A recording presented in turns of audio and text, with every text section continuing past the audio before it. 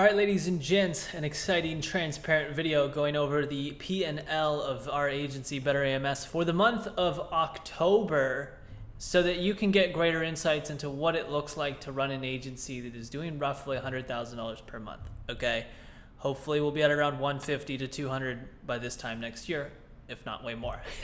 But I personally, selfishly speaking, think that I would love to see an agency that's doing $500,000 a month, and I would love to see their P&L.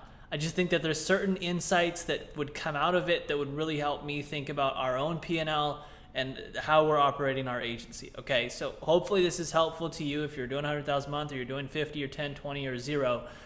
It'll give you a little bit of insights into where the money is going to be flowing when you're at around this level. Again, this is not the territory is not the map, ladies and gentlemen. This is a fantastic mental model, meaning that just because this is what our agency does not mean that your agency is going to do anything close to this. So this is revenue, $95,823. Okay, let's talk about the big enchilada here, which is the profit. Net income, $25,765. Okay, now I want to be very clear. I am paying myself a salary, and this isn't just like profit made without me paying myself. I don't know why, but apparently there's some people who will report profit without factoring in whatever they pay themselves. It doesn't make any sense. I've talked to a couple people who talk about their profit, and then I'm like, well, what do you pay yourself? They're like, oh, that's not included. Well, you should include every expense. So I'm paying myself a salary, of course, fantastic. The profit margins for this month were roughly around 30% if we do the math on this. 27.5, maybe in that range. Now, let's just talk about the big numbers here. 50% of our revenue went to labor, okay? So salaries. $49,399 went to salaries. And we also have an accounting firm that we pay $2,000 per month that does our books daily so that we can have a really good pulse on our agency. So commissions was $2,000, and overall salaries for everyone was around $45,000-ish. Okay, cool.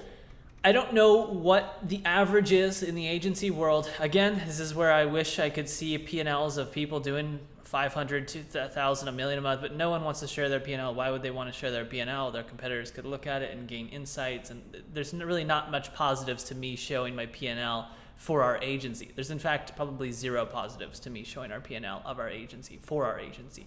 There's positives for Agency Enlightened, which is a program helping agency owners, but not for the agency itself. Okay, now let's go down the list here for you. Now that we covered the big numbers that probably everyone just wanted to hear about. The income itself, again, okay, $95,000. We did waive about $4,000 worth of invoices. What we have is a system in which we allow our account executives and account managers to waive percentages or certain amounts off of the client retainers if they feel like the results were not optimal.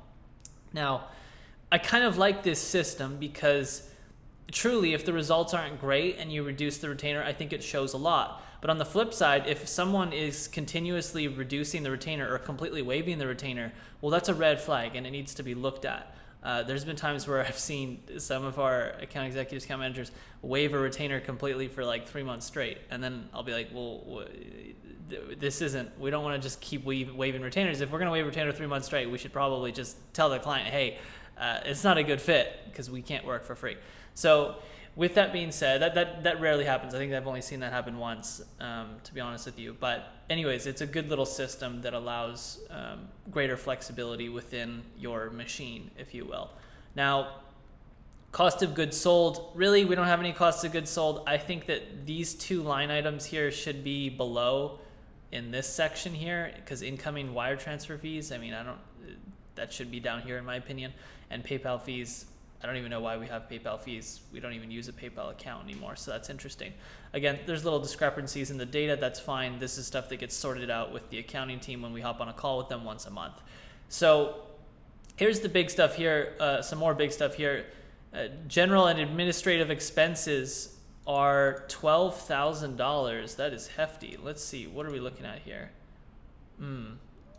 Okay, all right. So general administrative stuff, $500 in bank fees and charges and fees International wire fees, this is when we receive or send international wire fees. We get charged $1,300 for that. CC payment fees, that's like $6. Processing fees, we get charged 4.5% every time we swipe a credit card. So if we bill a client $10,000, we lose $450 of that if we decide to process it through our merchant account in Panama. Again, we're a corporation that's based out of Panama City, Central America, and it's not like Stripe. Stripe, I think, is 2.7, 2.8%. In Panama, you pay a higher premium. Obviously, we don't have tax, so the con outweighs. Sorry, the pros outweigh the con.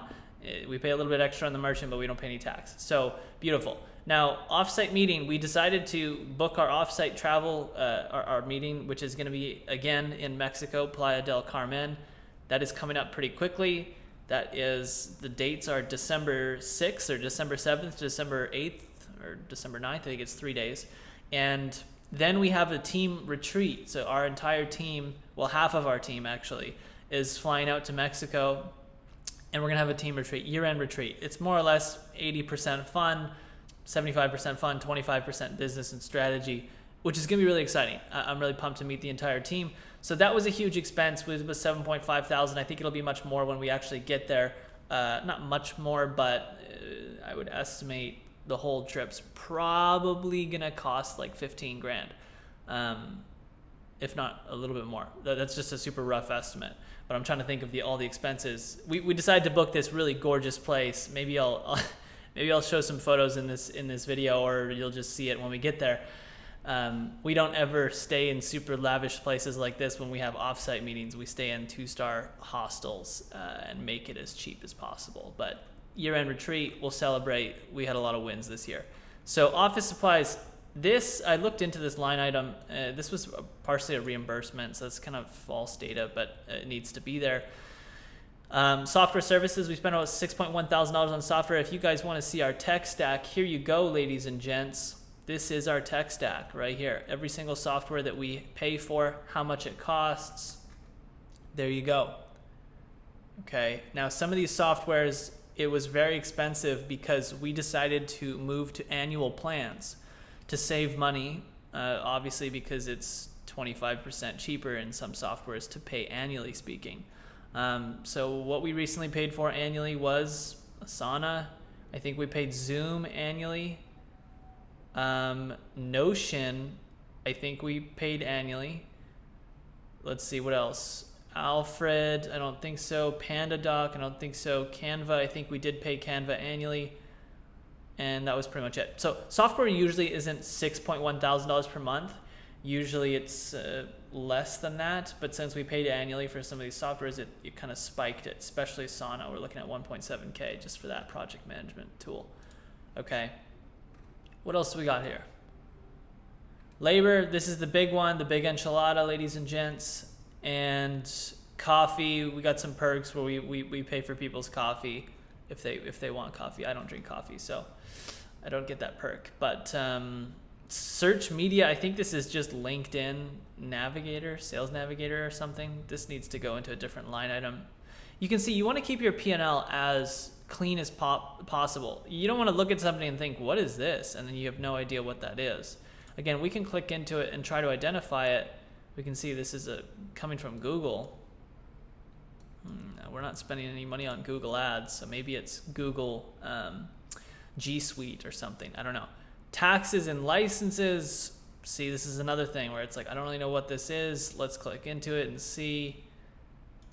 Maybe, not sure. Could be something related to the annual law firm fee that we pay. But again, the stuff that we discuss on the call with our accountants. It's 25,000, total expenses 69. That's pretty much it. So profit margin wise, I'm happy with it because we are in a mode of growth. We are about to hire someone, and we are trying to hire 2 people actually. And this is the first time we'll actually be proactively hiring decently well, assuming we can get this person hired in the next 30 days. But I feel pretty good about it because our quarterly bonus structure is based on hitting a 35% profit margin percentage, which we actually hit in the quarter of Q3. So if we close the quarter with 35% profit margins, cash collected, okay, has to be collected on cash. And if we do that, everyone gets, I think it's 2.5% of their annual salary. Now we set that goal because going into 2020, I just kind of, not I, but we discussed GGOB, Great Game of Business. It's this good book that talks about different structures for bonus structures and whatnot. And just there was this knowingness that the year of 2020 was going to be a year of scale, and the way that we were operating our agency was going to be very different. Year 1, year 2 of running our agency, there was like 65+% profit margins, if not 70%, some months, due to the fact that it was just me. We weren't trying to hire people proactively. I had no idea what I was doing in year 1 and year 2. 2016, 2017, dear Lord. Those were very chaotic, uncertain years. I'm so blessed to be able to be where we are today. It's it's definitely a blessing. But the point is that during those years we were operating very differently. Again, it was primarily a one-man show with a couple people in the Philippines, and we actually in the year of 2017 hired the first person who then became a partner of the agency, but it was very much a mom and pop type family business, small. Okay, like that's pretty much how it was. And so when you're operating in that way and you have no plans to scale and go big, then your margins are going to be that high. And I think that's the big lesson that was learned in 2020, is that if you're going to scale, I think 35% profit margins are very reasonable. And part of the reason why we set 35% profit margins, we're going down the rabbit hole here, but again, these are just some of the insights that I want to rant on to try to give you greater insights to how you scale your agency. 35%. Okay, if you hit 33% profit margin percentage, and if you hit that 3 months in a row, you are banking into your bank account. If you hit 33% profit margins every 2 months, you are getting 1 month of runway. Okay, I hope this makes sense for everybody. It's a super simple math. But essentially, if you're 33% profitable, okay, let's just say that's after tax, let's say. Because we don't have tax, so that's not really a calculation in my mind. I don't have experience with that. But let's just say no tax, 33% profitable, or after tax, fantastic. That means you have 66% expenses. And so every 2 months, you're accumulating your total expenses, assuming that your expenses stay the same and that your profit margins stay consistent at 33%. So you're banking 1 month of runway. Runway is essentially just if all revenue went to zero, how long could you be able to continue operating and pay out your salaries and continue to pay your expenses? So runway is a big deal for me personally and for our agency, because I want to know that if a pandemic hits and we truly go to zero on revenue, we can survive for at least 18 months. Like that's kind of our big goal. So let's get 18 months of cash flow in the bank so that we have 18 months of runway. There is rarely ever going to be a time where revenue goes to complete zero, but you more or less just want to be extremely prepared for absolute chaos, because nature always laughs last, as we've seen in the last 6 months. Now, that is why we shoot for 35%, because I want to be able to stack 6 months of runway every year. That would be ideal. Or I think that's the numbers. Let me see, 2 months. I think that I'm doing the numbers correctly. It could be 4 or 5, but basically by having 33% every 2 months, you're stacking 1 month of runway. So yeah, I think it's every year you're stacking 6 months of runway, assuming you can average a 33% profit margin for the year, okay, after tax. So, ladies and gents, that's the revenue. Now, November is looking a little bit better. You'll get to see November when it comes around. But November, let's see, where is this month? And then we'll close out this video. I think November is running at around 105. Yep, around 105. We've been fluctuating between 95-ish to 100 over the last few months. And we're trying to get our operations in order, trying to just clean up a lot of things. As you scale, chaos tends to occur and break things. So it's the never-ending teeter-totter of scale and then just rebuild and then scale and then rebuild, and it's kind of just this upward looping effect, if you will. All right, ladies and gents, thanks for watching this video. Hey, there's only one thing I ask from you, is to hit the subscribe button. It helps this channel. It motivates me to continue making these videos for you. Hopefully you found some value in this. If you didn't, just let me know. I won't bother making P&L videos moving forward if nobody finds this valuable. If you do find it valuable, please, in the comment section below, let me know, and hit the like button, hit the subscribe button, hit the notification bell. You guys are amazing. Much love, and I'll see you in the next video. Ciao.